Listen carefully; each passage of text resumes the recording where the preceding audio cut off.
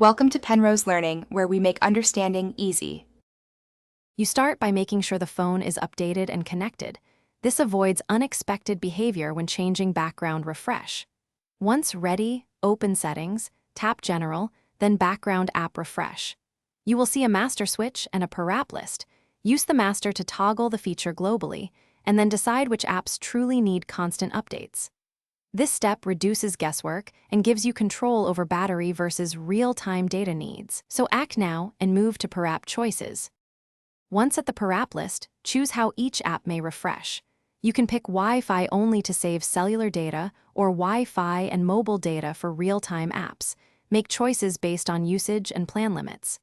Disable background refresh for games and utilities that don't need constant updates to improve battery life. Make sure to prioritize messaging, navigation, and fitness apps. After configuring, monitor battery and data for a day to confirm the trade-offs you made actually match your needs. To finalize, restart your device so settings apply cleanly and update any apps you adjusted. If you need temporary savings, low power mode will suspend background refresh across the board.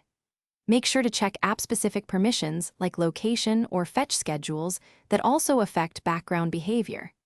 If an app still fails to refresh, toggle its background app refresh off and then on again, and as a last resort reset network settings. This often clears stubborn connectivity-related background issues quickly.